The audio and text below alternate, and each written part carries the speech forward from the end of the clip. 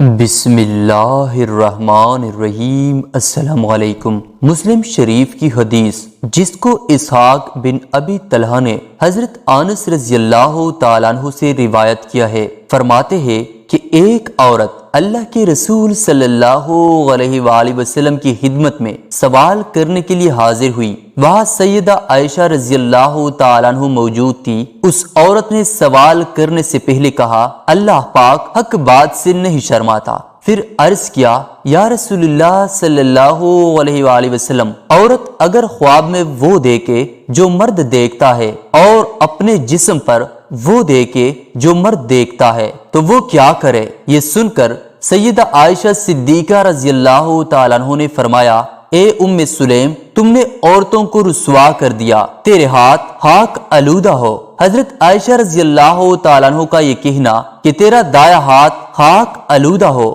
بری بات نہیں بلکہ عرب کے رواج میں اچھی بات تھی۔ مطلب یہ کہ ایسا سوال کرنا تو بڑے عیب کی بات ہے۔ رسول اللہ صلی اللہ علیہ وآلہ وسلم نے عائشہ رضی اللہ تعالیٰ عنہ سے فرمایا، بلکہ تیرے ہاتھ خاک آلودہ ہو۔ اے ام سلیم، جب عورت اس طرح دیکھے تو اس کو غسل کرنا چاہیے۔ جی ہاں، پوچھنا عیب کی بات نہیں بلکہ نہ پوچھنا اور جہالت کی زندگی گزارنا عیب کی بات ہے۔ جانتے ہیں وہ خاتون کون تھی جس نے بغیر کسی جھجک کے یہ سوال پوچھا تھا؟ وہ ہے اللہ کے رسول صلی اللہ علیہ وآلہ وسلم کی رضائے حالہ اور حضرت انس بن مالک رضی اللہ تعالیٰ عنہ کی والدہ ام سلیم رضی اللہ تعالیٰ عنہ، جن کے قدموں کی آہٹ آپ صلی اللہ علیہ وآلہ وسلم نے جنت میں سنی تھی، جو شجاعت و بہادری کی ایسی فکر تھی کہ غازیوں کو پانی پلانے اور زخمیوں کی مرہم پٹی کرانے کے لیے اللہ کے رسول صلی اللہ علیہ وآلہ وسلم کے ہمراہ جنگوں میں شرکت کرتی تھی، جو ایثار اور قربانی کا ایسا نمونہ تھی کہ چراغ گل کر کے مہمان رسول اللہ صلی اللہ علیہ وآلہ وسلم کی ضیافت کرتی ہے۔ ام سلیم رضی اللہ تعالیٰ عنہ نے ہجرت نبوی صلی اللہ علیہ وآلہ وسلم سے پیشتر اسلام قبول کر لیا تھا، مدینہ کی تھی۔ شوہر مالک بن نضر تھا جو کاروبار کے لیے باہر گیا تھا۔ شوہر آیا تو ام سلیم نے اسے اپنے اسلام کے بارے میں بتایا اور اسلام کی دعوت بھی دی۔ اس نے کہا کہ تم بددین ہو گئی ہو۔ ام سلیم رضی اللہ تعالیٰ عنہ نے جواب دیا، میں بددین نہیں ہوئی بلکہ حق کی پہچان حاصل کی ہے۔ شوہر نے قبول اسلام سے صاف انکار کر دیا اور سختی سے پیش آنے لگا۔ ایک دن گھر میں داخل ہوا تو دیکھتا ہے کہ ام سلیم اپنے بیٹے انس رضی اللہ تعالیٰ عنہ کو کلمہ شہادت کی تلقین کر رہی ہے۔ یہ دیکھ کر مالک نے کہا، تم میرے بیٹے کو بھی خراب کرنا چاہتی ہو؟ ام سلیم رضی اللہ تعالیٰ عنہ نے کہا کہ میں اپنے بیٹے کو خراب نہیں بلکہ اچھا بنا رہی ہوں، میرا بیٹا بھی حق پر جمع رہے گا۔ یہ دین کی عظمت کا احساس، چاہے کچھ ہو جائے، ازدواجی رشتہ ٹوٹ جائے وہ گوارا ہے، لیکن دین کا دامن ہاتھ سے چھوٹ جائے یہ گوارا نہیں۔ بہر کیف جب مالک بن نضر کا ام سلیم رضی اللہ تعالیٰ عنہ پر کوئی بس نہ چل سکا تو وہ گھر سے نکل کر ملک شام کی طرف راحت سفر باندھا۔ ابھی راستے میں تھا کہ کسی دشمن نے اسے قتل کر دیا۔ اللہ کے رسول صلی اللہ علیہ وآلہ وسلم جب ہجرت کر کے مدینہ تشریف لائے تو سب نے دین کے لیے آپ کی خدمت میں کچھ نہ کچھ پیش کیا۔ اس آئیڈیل خاتون نے سوچا کہ میں اپنے دین کے لیے کیا کر سکتی ہوں۔ بلاخر اپنے بیٹے انس رضی اللہ تعالیٰ عنہ کو آپ کی خدمت میں لائی گئی اور کہا کہ میرا بیٹا انس آج سے آپ کا خادم ہے۔ اس طرح انہوں نے آپ صلی اللہ علیہ وآلہ وسلم کی خدمت کے لیے انس رضی اللہ تعالیٰ عنہ کو وقف کر دیا تاکہ انہیں نیک صحبت ملے۔ آپ صلی اللہ علیہ وآلہ وسلم کے اخلاق حمیدہ کا اس میں عکس آئے۔ چنانچہ انس رضی اللہ تعالیٰ عنہ خود کہتے ہیں کہ میں نے آپ صلی اللہ علیہ وآلہ وسلم کی 10 سال تک خدمت کی۔ اس عرصے میں آپ صلی اللہ علیہ وآلہ وسلم نے کبھی نہیں کہا کہ تم نے ایسا کیوں کیا اور ایسا کیوں نہ کیا۔ ام سلیم رضی اللہ تعالیٰ عنہ ابھی بیوہ تھی۔ مدینہ کے ایک متمول آدمی ابو طلحہ رضی اللہ تعالیٰ عنہ جنہوں نے اب تک اسلام قبول نہیں کیا تھا، ایک دن ام سلیم رضی اللہ تعالیٰ عنہ کے پاس آئے اور انہیں شادی کا پیغام دیا۔ ام سلیم رضی اللہ تعالیٰ عنہ نے بڑی ہوشیاری سے ابو طلحہ کو جواب دیا، ابو طلحہ، آپ جیسے آدمی کو رد نہیں کیا جا سکتا، لیکن بات یہ ہے کہ آپ کافر ہیں اور میں مسلمان ہوں، اس لیے میں آپ سے شادی نہیں کر سکتی۔ ابو طلحہ نے کہا، میں تجھے مہر بھی دوں گا۔ پوچھا، کیا دیں گے؟ ابو طلحہ نے کہا، سونے بھی دوں گا اور چاندی بھی دوں گا۔ ام سلیم رضی اللہ تعالیٰ عنہ نے کہا، مجھے سونے کی تمنا ہے، نہ چاندی کی خواہش ہے، ہاں اگر آپ نے اسلام قبول کر لیا تو یہی میرا مہر ہوگا، اس کے علاوہ مجھے کچھ مطلوب نہیں۔ مطلب یہ کہ انکار شادی کرنے سے نہیں ہے، بلکہ انکار اس بات سے ہے کہ آپ مسلمان نہیں ہے۔ اگر آپ اسلام قبول کر لے تو مجھے آپ سے شادی کرنے میں کوئی اعتراض نہیں ہوگا۔ اور فرمایا کہ اے ابو طلحہ، آپ اسی بت کی عبادت کرتے ہیں جسے فلاں قبیلے کا حبشی غلام بناتا ہے، اس میں آگ لگا دی جائے تو جل کر خاکستر ہو جائے، اس میں کوئی نفع اور نقصان پہنچانے کی طاقت نہیں، پھر بھی آپ اس کی پوجا کرتے ہیں۔ ابو طلحہ رضی اللہ تعالیٰ عنہ نے اس مسئلے پر سنجیدگی سے سوچا اور غور کیا۔ بلاخر ایک دن اللہ کے رسول صلی اللہ علیہ وآلہ وسلم کے پاس گئے اور اسلام قبول کر لیا۔ اس طرح ام سلیم رضی اللہ تعالیٰ عنہ سے ابو طلحہ رضی اللہ تعالیٰ عنہ کی شادی ہو گئی۔ یہ اسلام کی پہلی شادی تھی جس میں مہر اسلام قبول کرنا طے کیا گیا تھا۔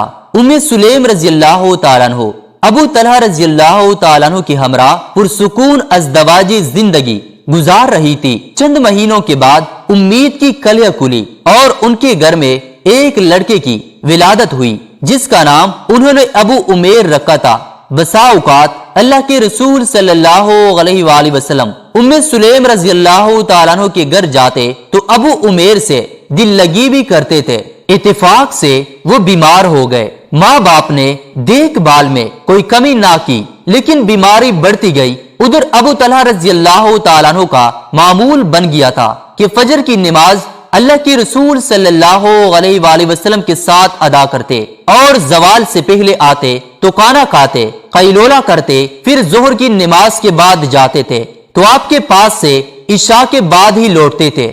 ایک دن جب کہ ابو طلحہ رضی اللہ تعالیٰ عنہ کے رسول اللہ صلی اللہ علیہ وآلہ وسلم کے پاس تھے کہ ابو عمیر کی طبیعت بے حد خراب ہوئی، یہاں تک کہ جنبر نہ ہو سکے اور ان کی وفات ہو گئی۔ ام سلیم رضی اللہ تعالیٰ عنہ نے گھر کے سارے افراد کو رونے دھونے سے منع کر دیا اور پڑوس میں سب سے کہہ دیا کہ دیکھو کوئی ابو طلحہ کو بچے کی موت کی خبر نہ دے، میں خود انہیں بتاؤں گی۔ ادھر بچے کو ڈانگ کر گھر کے ایک کونے میں رکھ دیا۔ پھر انہوں نے ابو طلحہ رضی اللہ تعالیٰ عنہ کے لیے کھانا تیار کیا۔ رات میں ابو طلحہ کچھ لوگوں کو ساتھ لے کر آئے تھے۔ ابو طلحہ رضی اللہ تعالیٰ عنہ نے گھر میں داخل ہوتے ہی بچے کا حال دریافت کیا تو ام سلیم رضی اللہ تعالیٰ عنہ نے کہا وہ پہلے سے زیادہ سکون میں ہے۔ شوہر نے سمجھا کہ بچہ شاید ٹھیک ہو گیا اور سو رہا ہے، حالانکہ ام سلیم رضی اللہ تعالیٰ عنہ نے تھوڑیا استعمال کیا تھا۔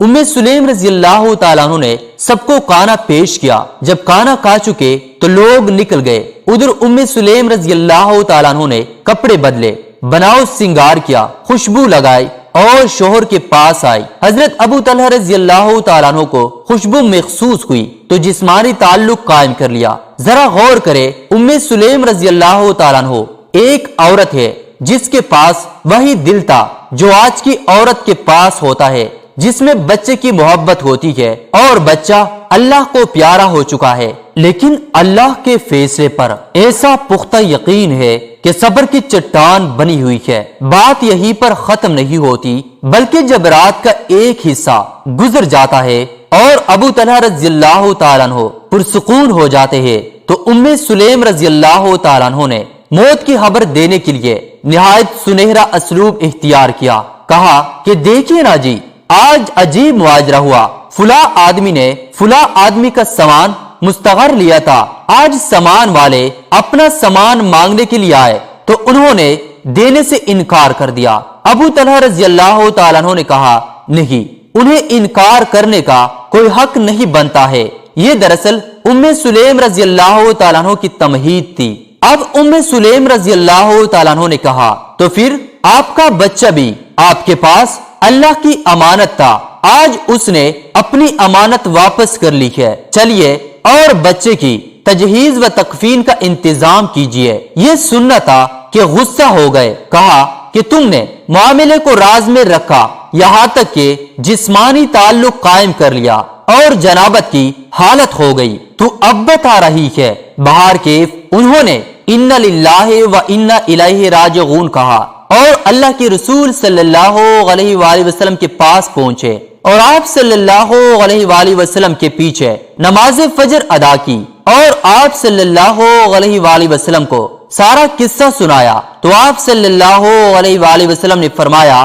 اللہ تعالیٰ تمہارے اس رات میں برکت عطا فرمائے۔ چنانچہ ام سلیم رضی اللہ تعالیٰ عنہ حمل سے ہو گئی اور جب بچے کی ولادت ہوئی تو سب سے پہلے اسے اللہ کے رسول صلی اللہ علیہ وآلہ وسلم کی خدمت میں بھیجا، چنانچہ آپ صلی اللہ علیہ وآلہ وسلم نے اس کی تہنیت کی اور اس کا نام عبداللہ رکھا۔ ناظرین، ہم امید کرتے ہیں کہ ہماری آج کی ویڈیو آپ کو ضرور پسند آئی ہوگی، اور اگر آپ کو یہ ویڈیو پسند آئی ہے تو پلیز لائک اور شیئر کریں، اور اگر آپ ہمارے چینل پر نئے ہیں اور ابھی تک آپ نے ہمارے چینل کو سبسکرائب نہیں کیا تو پلیز ہمارے چینل کو سبسکرائب کریں اور ساتھ ہی لگے بیل کے بٹن کو بھی دبائیں تاکہ آئندہ آنے والی ہر ویڈیو کا نوٹیفیکیشن آپ کو بر وقت ملتا رہے۔ اللہ تعالی ہم سب کا حامی و ناصر ہو، آمین ثم آمین۔